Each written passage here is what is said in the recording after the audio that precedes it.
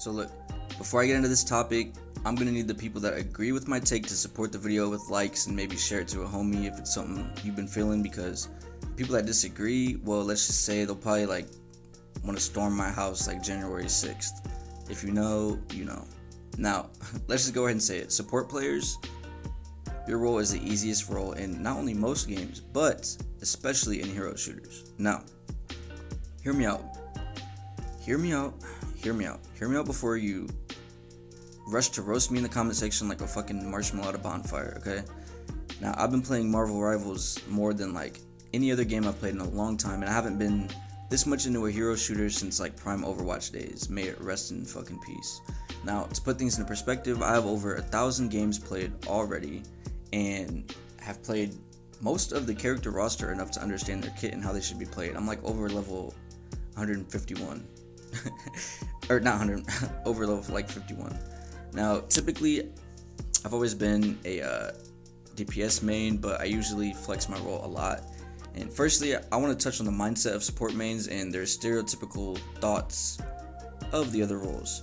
First thought being that tank players have no awareness or are unaware, and second being that DPS players are the overpowered heroes that aren't doing any damage and therefore they suck and should be not playing the game.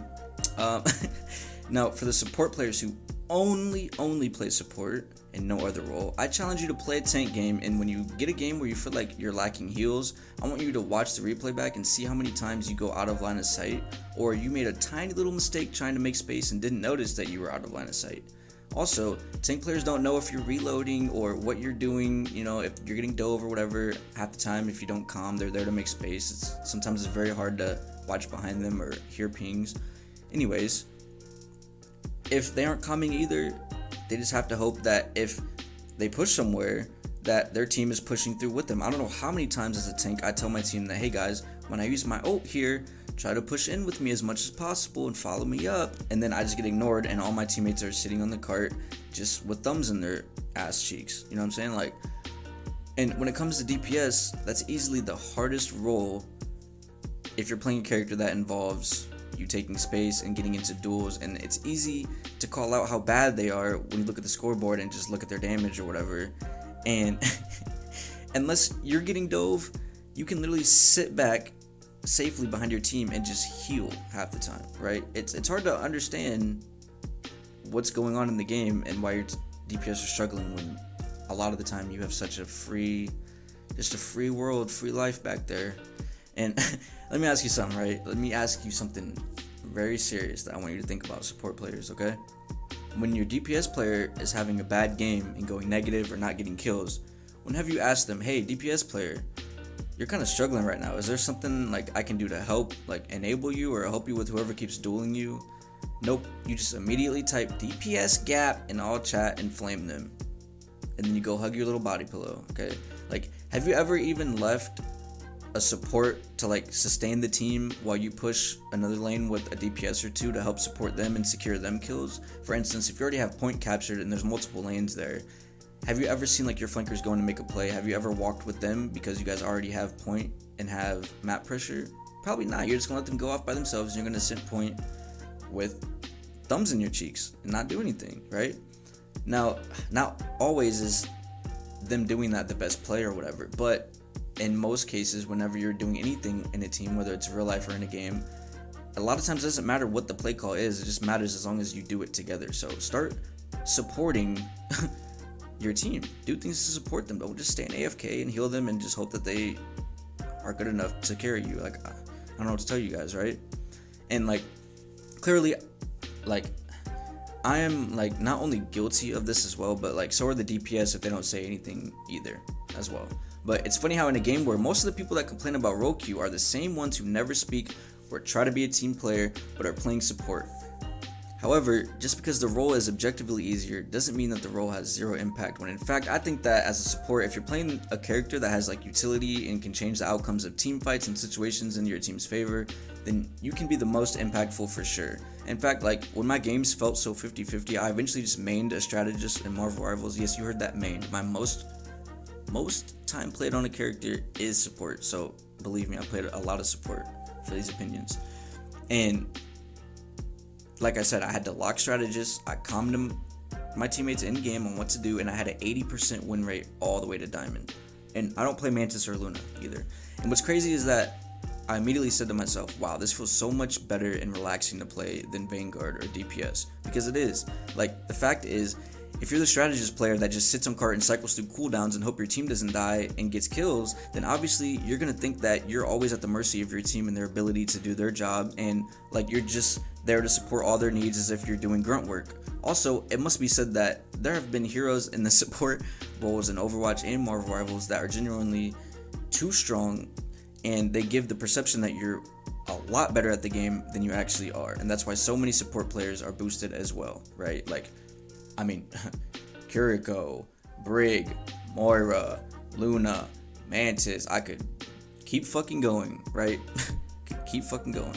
And yes, obviously there's boosted players in every single role, but I can't tell you how many Jeff players made it to Plat and Diamond by pressing Q and throwing people off the map. And then they eventually get into a rank game where clearly everyone's better than them, and they're like, oh shit, I should not be here. Let me go back to throwing people off the map. Let me go play quick play or something, or you know what I mean? Or I'm just gonna keep throwing games. I'm DPS Jeff, like, and like I said, a lot of the DPS players and tank players might just be having a bad game because of communication, or you thinking that, you know, sitting back and heal botting is enough to be winning every game. Again, when have you asked, how can I help you this next round, or what's the main problem right now? Also, most of you guys never switch to another support that makes more sense for the team. If we have a dive comp, why are we on Adam Raccoon heals? If we have a Namor, why not play Luna if you know how to play her and activate the team up and significantly boost his experience and abilities? No, especially when you have the easiest role. You should at least know how to play several of the characters to swap to most support your team. If you watch any high-level support players, 9 times out of 10, they're always gonna change their character to support what the team currently needs in that situation. Okay. Just watch ML7, watch Pizza Demon, watch a lot of these top 500 streamers if you want to learn how to actually play support. Now, this isn't just a support role issue, obviously, but again, your job is the easiest. Most of the support heroes in Overwatch can outduel most of the DPS roster because they're so fucking overtuned, and yet we still call them healers just because they have the option to heal others. Marvel Rivals has even less skill expression when it comes to most of the supports, than fucking Overwatch. You barely have to try to manage your resources, and the only ults that are skillful in my opinion is Adam's ult and Loki's ult in terms of their overall ceiling and what you can do with it. There also isn't a lot of high mobility supports right now, you know, so you don't even have to think that much about positioning. It's straight easy mode half the time. Not to mention, you don't need good aim most of the time either. Yes, again, clearly there's bad aimers in DPS as well, but unless you're a melee character, you're not climbing up high with awful aim.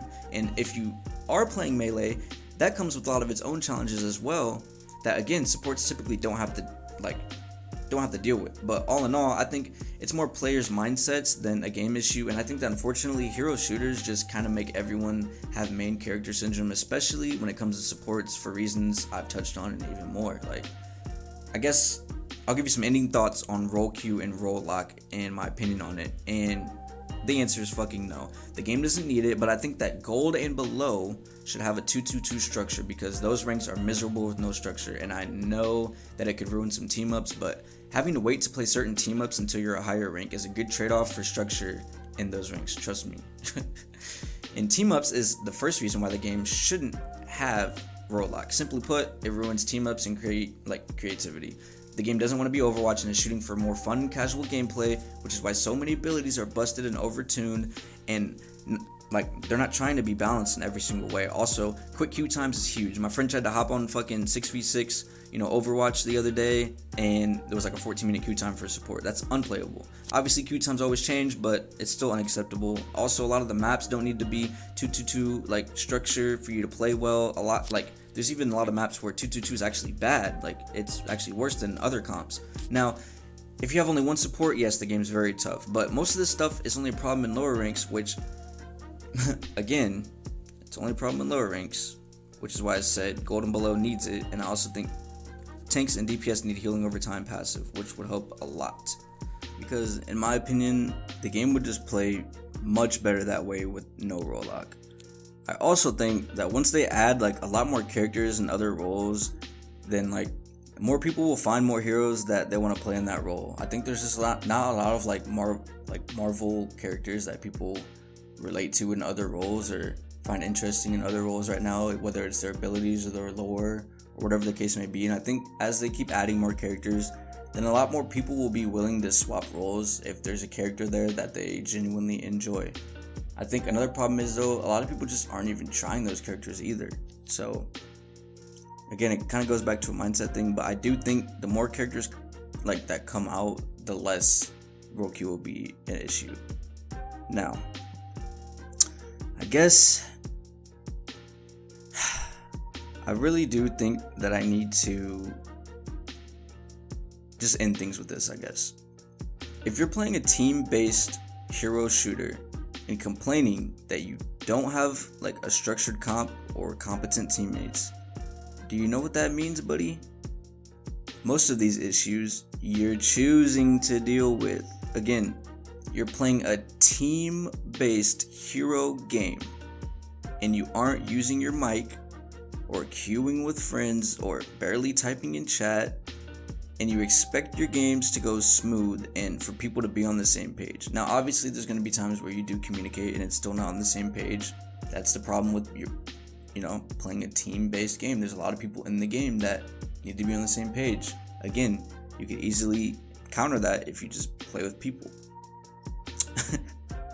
So, like, I don't know. There's no excuse either for the whole I don't have friends thing, because you can easily find teammates to play with in a matter of minutes through Discord servers or quick play matches if you wanted to.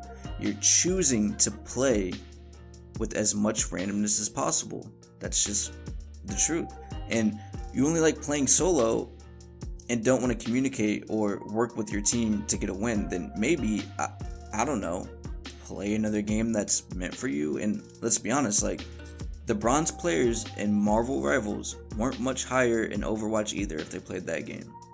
Even with role queue, the role queue is not stopping you from climbing in rank. I promise you that.